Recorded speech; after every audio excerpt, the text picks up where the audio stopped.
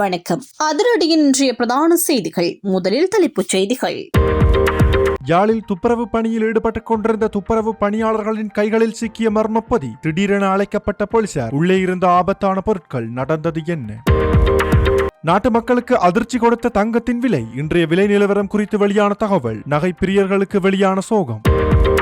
பாடசாலையில் இதனை உடனடியாக நிறுத்துங்கள். பிரதமர் அறிவித்த முக்கிய அறிவிப்பு. விடுக்கப்பட்ட வேண்டுகோள். சாரா ஜஸ்மின் தொடர்பில் தொடரும் அடுத்தடுத்த விசாரணைகள். இன்டர்போலிடம் சிக்கிய முக்கிய விடயங்கள். இனிவரும் நாட்களில் வெளியாக போகும் திடுக்கிடும் தகவல்கள். ஸ்டூடெண்ட் விசாவில் கனடா செல்ல காத்திருப்போருக்கு வெளியான அதிரடி தகவல். விசாவில் மேற்கொள்ளப்படவுள்ள மாற்றங்கள். தென்னிலங்கையில் திடீரென சுற்றி வளைக்கப்பட்ட நபர். வங்கி கணக்கில் கிடந்த கோடிக்கணக்கான பணம். வரலாற்றில் முதல் முறை வெளியான திடுக்கிடும் தகவல்.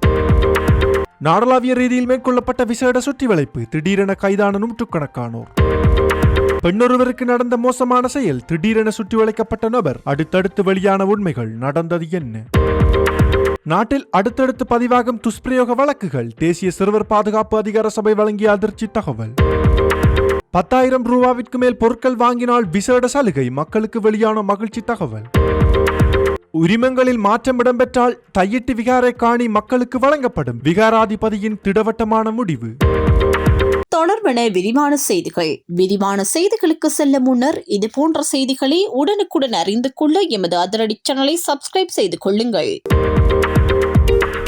புதிய கல்வி சீர்திருத்தங்களுக்கு தேவையான ஸ்மார்ட் போர்ட்களை கல்வி அமைச்சகம் பள்ளிகளுக்கு விநியோகிக்க தொடங்கியுள்ள நிலையில் பள்ளி மட்டத்தில் பெற்றோரிடமிருந்து எவ்விதமான பண வசூலிப்பையும் உடனடியாக நிறுத்த வேண்டும் என பிரதமர் கலாநிதி ஹரிணி அமரசூரிய வலியுறுத்தியுள்ளார். நாடாளுமன்றத்தில் ஒரு அறிக்கையை வெளியிட்டு உரையாற்றிய பிரதமர் இது குறித்து மேலும் கூறுகையில், இந்த ஆண்டில் பள்ளி கல்வி முறைக்கு தேவையான ஸ்மார்ட் போர்டுகளை விநியோகிப்பதற்கான முயற்சிகள் தற்போது மேற்கொள்ளப்பட்டு வருகின்றன. பெற்றோரிடமிருந்து எந்த வகையிலும் பணம் வசூலிக்க வேண்டிய அவசியமில்லை. எங்காவது பணம் வசூலிக்கப்படுகின்றதானால் அதை உடனடியாக நிறுத்த வேண்டும். பள்ளிகளில் பணம் வசூலிக்க வேண்டாம் என கல்வி அமைச்சின் செயலாளர் ஏற்கனவே உத்தரவு பிறப்பித்துள்ளார் என தெரிவித்தார். மேலும் அவர் கூறுகையில் 1 முதல் 5ஆம் வகுப்புகள் வரை தகவல் தொழில்நுட்பம் என்ற தனிப்பாடம் கற்பிக்கப்படவில்லை. எனினும் உலகளாவிய தொழில்நுட்ப வளர்ச்சியுடன் முன்னேறுவதற்காக ஒவ்வொரு வயதினருக்கும் ஏற்ற வகையில் தொழில்நுட்பம் குறித்த அடிப்படை புரிதலை வழங்க நிபுணர்களின் ஆலோசனையின் அடிப்படையில் ஒரு உரையாடலை நாம் ஆரம்பித்துள்ளோம் என்றார். இதனுடன் தொடர்பாக அவர் மேலும் தெரிவித்ததாவது, பாடத்திட்டங்களில் அரசியல் முடிவுகளை எடுப்பதில்லை. பாடத்திட்டம் தொடர்பான முடிவுகள் குழந்தைகளின் பாதுகாப்பு மற்றும் அந்த விடயத்தில் நிபுணர்களின் ஆலோசனையின் அடிப்படையிலேயே எடுக்கப்படுகின்றன என பிரதமர் கலாநிதி ஹரிணி அமரசூரிய தெரிவித்தார். உயிர்த்த ஞாயிறு தாக்குதல்களின் பிரதான சூத்திரதாரியாக கருதப்படும் சாரா ஜஸ்மின் எனப்படும் புலஸ்தினி மகேந்திரன் தொடர்பில் சர்வதேச காவல்துறையினர் உன்னிப்பான கவனம் செலுத்தி வருவதாக தகவல்கள் வெளியாகியுள்ளன. இந்த விடயத்தை சிரேஷ்ட காவல்துறை அதிகாரியொருவர் தென்னிலங்கை ஊடகம் ஒன்றுக்கு தெரிவித்துள்ளார்.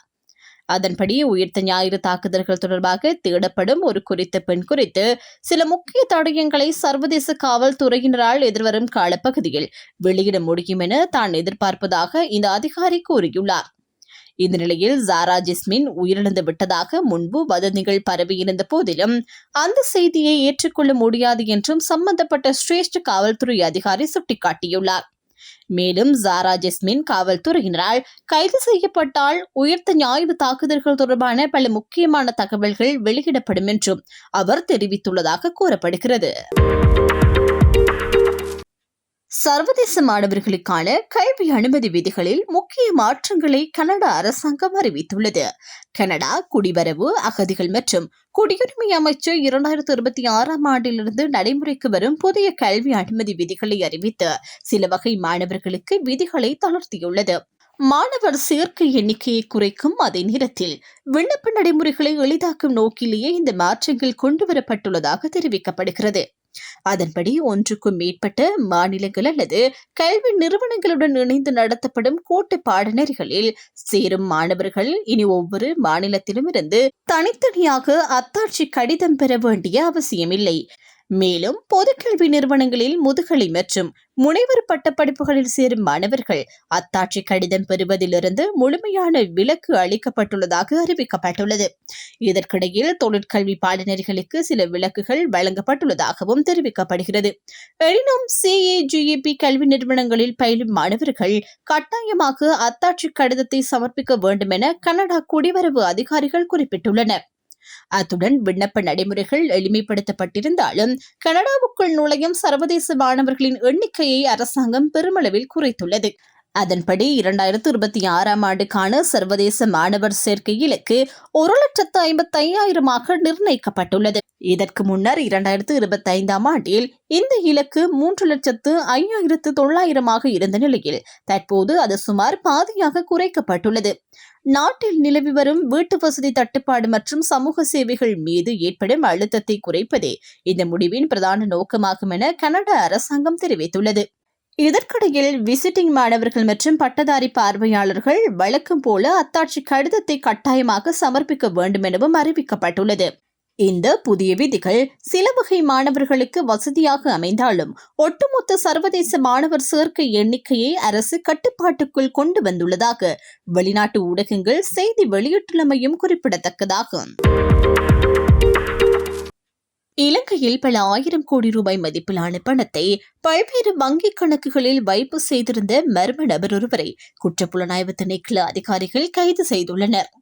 விசாரணைகளின் போது சந்தேக நபரின் ஒரு வங்கிக் கணக்கில் மட்டும் 1000 கோடி ரூபாய்க்கும் அதிகமான தொகை வைப்பு செய்யப்பட்டிருந்ததாக தெரிய வந்துள்ளது.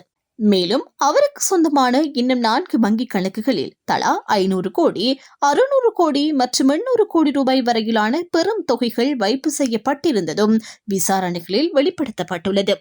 இவ்வளவு பெரிய அளவிலான நிதி மோசடி சம்பவம் இலங்கையில் முதல் முறையாக வெளிச்சத்திற்கு வந்துள்ளதாகவும் போலீசார் தெரிவித்துள்ளனர். அத்துடன் குறித்த நபர் தனது வங்கிக் கணக்குகளை 3 மாதங்களுக்கு ஒருமுறை மாற்றி புதிய கணக்குகளை திறந்து பயன்படுத்தி வந்திருப்பதும் விசாரணைகளில் கண்டறியப்பட்டுள்ளது.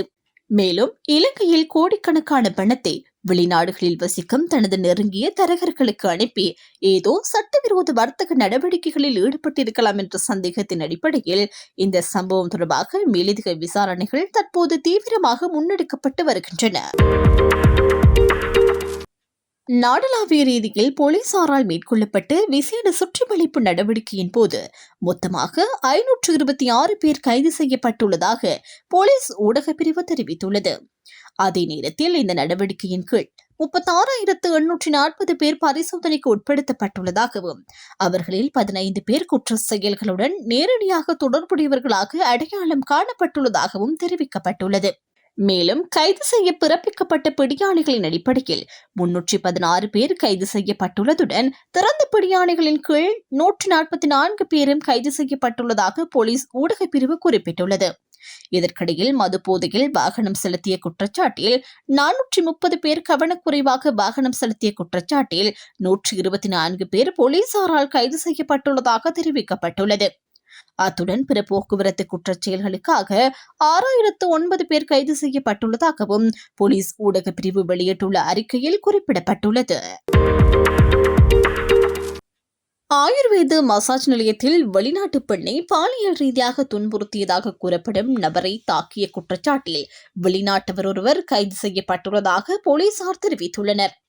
திசமகாராம மகசின்புர பகுதியில் அமைந்துள்ள ஆயுர்வேத மசாஜ் நிலையத்திற்கு பிரான்ஸ் நாட்டை சேர்ந்த பெண் ஒருவர் மசாஜ் சிகிச்சைக்காக சென்றுள்ளார். அந்த சந்தர்ப்பத்தில் மசாஜ் மையத்தின் உரிமையாளராக பணியாற்றி வந்த பெண்ணின் கணவர் தன்னை பாலியல் ரீதியாக துன்புறுத்தியதாக குறித்த பிரெஞ்சு பெண் தனது இந்திய நண்பரிடம் தெரிவித்துள்ளார். இந்த சம்பவம் தொடர்பாக விசாரிப்பதற்காக அந்த இந்திய நண்பர் மசாஜ் நிலையத்திற்கு சென்றபோது இரு தரப்பினருக்கும் இடையில் வாக்குவாதம் ஏற்பட்டுள்ளது. இதன் பின்னர் பாலியல் துன்புறுத்தலில் ஈடுபட்டதாக கூறப்படும் நபரை அந்த வெளிநாட்டவர் தாக்கியதாக போலீசார் தெரிவித்துள்ளனர். இந்த சம்பவம் தொடர்பில் மசாஜ் மையத்தின் உரிமையாளரான பெண் காவல்துறை அவசர அழைப்பு பிரிவுக்கு தகவல் வழங்கியுள்ளார். அதனையடுத்து திசமகாராம போலீசார் நடவடிக்கை மேற்கொண்டு தாக்குதல் நடத்தியதாக கூறப்படும் இந்திய சந்தேக நபரை கைது செய்துள்ளனர். இதற்கிடையில் தாக்குதலுக்கு உள்ளான நபர் டெபரவேவா மருத்துவமனையில் சிகிச்சைக்காக அனுமதிக்கப்பட்டுள்ளதுடன் பாலியல் துன்புறுத்தலுக்கு உள்ளானதாக கூறப்படும் பிரெஞ்சு பெண்ணும் தடயவியல் மருத்துவரிடம் பரிசோதனைக்காக ஹம்மாந்தோட்டை மருத்துவமனையில் அனுமதிக்கப்பட்டுள்ளார். சிறுவர் துஷ்பிரயோகங்கள் தொடர்பில் நாடளாவிய ரீதியில் உள்ள மேல் நீதிமன்றங்களில் இதுவரை 4000க்கும் அதிகமான வழக்குகள் தாக்கல் செய்யப்பட்டுள்ளதாக தேசிய சிறுவர் பாதுகாப்பு அதிகார சபை தெரிவித்துள்ளது. 1998 ஆண்டின் 28ஆம் இலக்க தண்டனை சட்டக்கோவை திருத்த சட்டத்தின் கீழ் இந்த வழக்குகள் தாக்கல் செய்யப்பட்டுள்ளதாக இந்த அதிகார சபை தெரிவித்துள்ளது. அதன்படி தற்போது நாடளாவிய ரீதியில் உள்ள மேல் நீதிமன்றங்களில் மொத்தமாக 4289 வழக்குகள் நிலுவையில் உள்ளதாக குறிப்பிடப்பட்டுள்ளது. இவ்வழக்குகளில் 1683 வழக்குகள் கடந்த ஜனவரி மாதத்தில் விசாரணைக்காக அழைக்கப்பட்டிருந்ததாகவும் தேசிய சிறுவர் பாதுகாப்பு அதிகார சபை சுட்டிக்காட்டியுள்ளது. சிறுவர்களை தொடர்புபடுத்திய ஆபாச வெளியீடுகள், பாலியல் உறவுக்காக சிறுவர்களை வாடகைக்கு பெறுதல் அல்லது பணியில் அமர்த்தல், சிறுவர்களுக்கு கொடுமை செய்தல், பாலியல் வன்புணர்வு மற்றும் பாரதூரமான பாலியல் துஷ்பிரயோகங்கள் உள்ளிட்ட குற்றங்கள் தொடர்பில் சட்டமா அதிபரால் மேல் நீதிமன்றங்களில் குற்றப்பத்திரிகைகள் தாக்கல் செய்யப்பட்டுள்ளதாகவும் தெரிவிக்கப்பட்டுள்ளது. கூட்டுறவு விற்பனை நிலையங்களில் ஒரு மாதத்திற்குள் 10,000 ரூபாவிற்கும் அதிகமான பொருட்களை கொள்வனவு செய்யும் நுகர்வோருக்கு ஆயுள் காப்புறுதி ஒன்றை வழங்க நடவடிக்கை எடுக்கப்பட்டுள்ளது. அனுராதபுர பகுதியில் நடைபெற்ற நிகழ்வொன்றில் பின் ஊடகங்களுக்கு கருத்து தெரிவித்த போதே வர்த்தக அமைச்சர் வசந்த சமரசிங்க இதனை தெரிவித்தார். இந்த காப்புறுதி நுகர்வோருக்கு இலவசமாக வழங்கப்படும் எனவும் இது 3 லட்சம் ரூபாவிற்கும் அதிக பெறுமதியுடையது எனவும் வசந்த சமரசிங்க குறிப்பிட்டார். அங்கு மேலும் கருத்து தெரிவித்த வசந்த சமரசிங்க, கூட்டுறவு இயக்கத்தை திசைகாட்டியின் பாரிய மறுசீரமைப்பு திட்டத்தின் ஊடாக முன்னெடுத்து வருகின்றோம். அதனூடாக ஒவ்வொரு பிரதேசத்திலும் ஒரு கோப் சிட்டியை ஆரம்பிப்பதற்கு தேவையான வசதிகளை ஏற்படுத்தி கொடுப்போம். அத்துடன் நகர பகுதிகளில் பாரிய கோப் சிட்டிகளை ஆரம்பித்து செல்வதற்கு தேவையான கடன் தொகையை குறைந்த வட்டியின் கீழ் வழங்க நடவடிக்கை எடுப்போம் என அமைச்சர் குறிப்பிட்டுள்ளார். மேலும் கூட்டுறவு ஊழியர்களுக்கு திருப்திகரமான சம்பளம் மற்றும் ஆயுள் காப்புறுதி உள்ளிட்ட வசதிகளை வழங்கி இந்த கூட்டுறவு இயக்கத்தை பொருளாதாரத்தின் ஒரு பகுதியாக மாற்ற நடவடிக்கை எடுக்கப்படும் எனவும் அமைச்சர் மேலும் தெரிவித்தார். சட்டவிரோதமாக கட்டப்பட்டுள்ள தைட்டி திஸ்ஸ விகாரை அமைந்துள்ள காணியின் உரிமையாளர்கள் தமது காணியின் உரிமத்தை நைனாதீவு நாகதீப விகாரையின் பெயருக்கு மாற்றிக் கொடுத்தால் அதற்கு பதிலாக தைட்டி விகாரை காணியை அந்த காணி உரிமையாளர்களின் பெயரில் உரிமை மாற்றி வழங்க தயாராக இருப்பதாக நைனாதீவு நாகதீப விகாராதிபதி தெரிவித்துள்ளார். இந்த தகவலை அகில இலங்கை மக்கள் எழுச்சி கட்சியின் செயலாளர் அருள் ஜெயந்திரன் தெரிவித்துள்ளார்.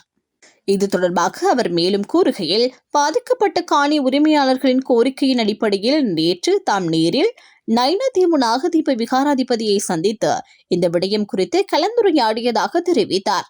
அந்த சந்திப்பின் போது தைட்டி விகாரைக்குரிய காணியை சட்டவிரோதமாக கட்டப்பட்ட காணிக்கு மாற்றாக அதே அளவிலான காணியாக விகாரை காணியிலிருந்து காணி உரிமையாளர்களுக்கு உரிமம் மாற்றி எழுதி வழங்க வேண்டும் என காணி உரிமையாளர்கள் சார்பில் எழுத்து மூலம் கோரிக்கை விடுத்ததாகவும் அவர் கூறினார். இதற்கு பதிலளித்த விகாராதிபதி அதனை வழங்க முடியும் என தெரிவித்ததுடன் அதற்கு பதிலாக சட்டவிரோதமாக கட்டப்பட்ட விகாரை அமைந்துள்ள காணியின் உரிமையாளர்கள் தங்களுடைய காணியை நைனாதீவு நாகதீப விகாரையின் பெயரில் உரிமை மாற்றம் செய்து வழங்க வேண்டும் என்றும் கேட்டுக்கொண்டதாக அருள் ஜெயந்திரன் தெரிவித்துள்ளார். மேலும் இந்த விடயத்தை எழுத்து மூலம் வழங்குமாறு விகாராதிபதி கோரியதற்கமைய அதற்கான கடிதம் எழுதி வழங்கியுள்ளதாகவும் அவர் குறிப்பிட்டுள்ளார். யாழ்ப்பாணம் நகர்பகுதியில் அமைந்துள்ள ஒரு வெற்று காணியிலிருந்து ஒரு தொகை வெடிபொருட்கள் மீட்கப்பட்டுள்ளதாக காவல்துறையினர் தெரிவித்துள்ளனர். யாழ்ப்பாணம் போதனா வைத்தியசாலையின் பின்புறமாக உள்ள பொன்னம்பலம் வீதியில் அமைந்துள்ள தனியார் ஒருவருக்கு சொந்தமான காணியிலேயே நேற்று ஞாயிற்றுக்கிழமை இந்த வெடிபொருட்கள் கண்டுபிடிக்கப்பட்டுள்ளன. இந்த சம்பவம் தொடர்பில் தெரிய வருவதாவது, குறித்த காணியில் துப்புரவு பணிகள் முன்னெடுக்கப்பட்டுக் கொண்டிருந்த வேளையில் துப்புரவு பணியாளர்கள் சந்தேகத்திற்கிடமான ஒரு பொதியொன்றை அவதானித்துள்ளனர். இதனைத் தொடர்ந்து இந்த விடயம் யாழ்ப்பாண காவல்துறையினருக்கு அறிவிக்கப்பட்டுள்ளது. அதன்பின் சம்பவ இடத்திற்கு விரைந்து சென்ற காவல்துறையினர் மேலதிக விசாரணைகளை மேற்கொண்டதுடன் குறித்த பொதியையும் சோதனை செய்தனர். எனவே அந்த பொதியினுள்ளே கையெறி குண்டு ஒன்றும் மற்றும் கலிபர் ரக துப்பாக்கி தோட்டாக்களும் காணப்பட்டுள்ளதாக காவல்துறை தெரிவித்துள்ளது. மீட்கப்பட்ட வெடிபொருட்கள் தொடர்பாக யாழ்ப்பாணம் நீதவான் நீதிமன்றத்தில் அறிக்கை தாக்கல் செய்யப்பட்டுள்ளதுடன் நீதிமன்ற உத்தரவுகளின் அடிப்படையில் அடுத்த கட்ட நடவடிக்கைகள் முன்னெடுக்கப்பட உள்ளதாகவும் காவல்துறையினர் தெரிவித்துள்ளனர். நீதிமன்ற உத்தரவை தொடர்ந்து மட்டுமே மீட்கப்பட்ட வெடிபொருட்கள் தொடர்பான மேலதிக தகவல் வெளியிடப்படும் எனவும் காவல்துறை தெரிவித்துள்ளதும் குறிப்பிடத்தக்கது.